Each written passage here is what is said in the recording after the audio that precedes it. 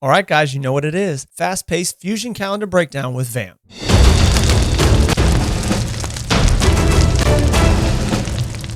All right, guys, before we get into the main subject of the video, I just wanted to mention something briefly. I'm not a huge fan of myself releasing these videos a couple days into the events, but it's kind of the best I can do right now for a couple reasons. I'm obviously way too small to be in the RAID content creator program, so I do not have those pre-release announcements or the insider info so that I can prepare to do these videos and just have them ready to release when the stuff goes live. I'm having to make the video with material after it's officially released, and then on top of that, my real life schedule right now is very, very, very tight. I'm in a transition period in my life, and so I'm struggling to find time to do this content at all, and definitely struggling a lot with doing this stuff during the week. So I'm having to kind of do this stuff mostly on Saturday, maybe some on Friday night if I'm lucky. But if you guys bear with me, I'm trying to adjust some things. I'm trying to see if I can get some workflows and maybe set my routine up a little bit differently so I can start getting this stuff out sooner. With that being said, let's get into the video.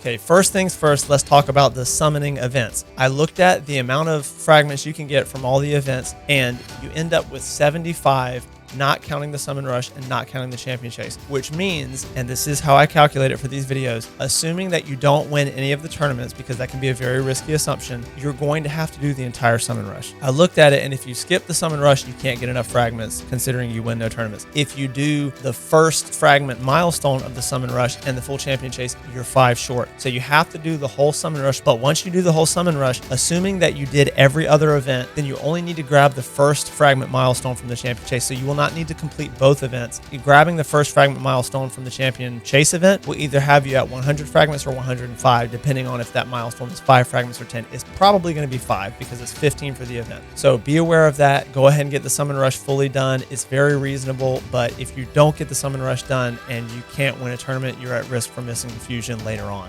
So we have several events that are slightly staggered in the times that they go live at the beginning of this fusion that do work well together. You got the Dragon Tournament. A day later, you got the first Dungeon Divers event, and then a day after that, you got the first Artifact Enhancement event and the first Champion Training event. If you can, on your account, solo or duo farm Dragon, I highly, highly recommend you build that champion or champions to do that, so that anytime there's a Champion Training event going on while there's a Dragon Tournament, you can maximize your resources into accruing points for both. The Artifact Enhancement events are not that hard. Really, the only catch there is if you run out of silver. Hopefully you prep silver and prep some gear at levels 11 and 15 for that, but if you didn't, you will be getting a lot of silver from your Dragon Tournament runs from the pieces that are trash, and you'll be getting passive points as you level up the, moderate to good pieces to see what they're going to roll and decide if you keep them. But the big one is to try to get the champion training happening on those Dragon runs, and a lot of solo or duo comps are not even that slow. Then you have the Classic Arena Takedown. Everyone across all levels of the game that isn't within their first 14 days of playing should be able to easily do this event. I don't know where the break point is, but this event actually scales, meaning that the lower you are, you could have significantly less points you have to meet based on where you are in arena and where your account is in progression than, an in-game player like me, who I think has the maximum amount of points, and it's still incredibly easy. You can do it in a day. You can do it in a matter of hours if you have a couple arena refills in your inbox. Then on Monday, the Ice Golem tournament's going to start, and we get about a day of the Dungeon Divers event continuing into the Ice Golem tournament, and the Artifact Enhancement event continuing into the Ice Golem, and the champion training will be through the whole extent of the Ice Golem tournament. So if you're able to solo or duo farm Ice Golem, see what we referenced in the Dragon tournament and do the same thing in Ice Golem. Go ahead and get those champion training points while you're doing the Ice Golem runs, and time shouldn't even be a factor because obviously Dragon is typically much faster to solo or duo, but just run the stuff overnight in Ice Golem. Get it done. Then the day that the first champion training event and the Ice Golem tournament end, we have the second Dungeon Divers event starting, but there's no tournament going on at the same time, so I would definitely recommend just waiting until Friday the 19th when you got the Fire Night tournament starting and Champion Chase. Obviously Champion Chase is not really connected to Fire Night or Dungeon Divers, but it's happening at the same time, so just be aware. Then about a day into the Fire Night tournament, we get the second Artifact Enhancement event. See earlier. Hopefully you have the silver. Hopefully you've prepped a little bit. If not, just work with what you can from the gear that you sell and the levels that you get while you're trying to see if gear is good enough to keep from the Fire Night tournament.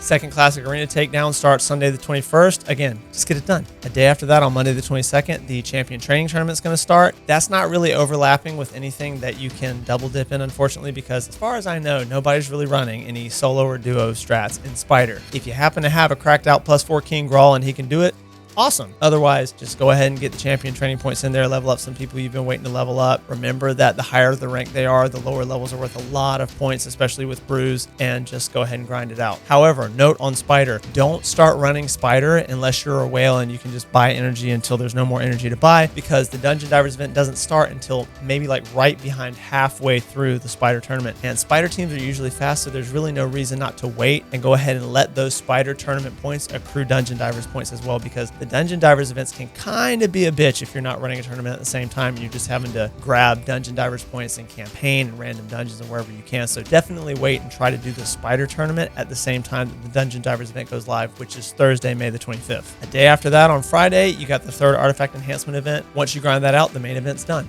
All right, guys, that's my event breakdown. Let me know what you thought. Hopefully you enjoyed it. Let me know if you're going for Jetni in the comments below, because it took me a while to decide. I think I'm just going to go ahead and go for her. I do tend to go for most of these champion collection events, but she's definitely not like game breaking, and a lot of people seem to be kind of iffy on her. Guys, any likes and subscribes are greatly appreciated. Help me grow and get enough subs and enough support to apply for the Raid Content Creator Program so I can put lots more of this content out and in a much more timely manner. Guys, I appreciate you so much. Thank you for watching to the end of the video. Until next time, happy raiding.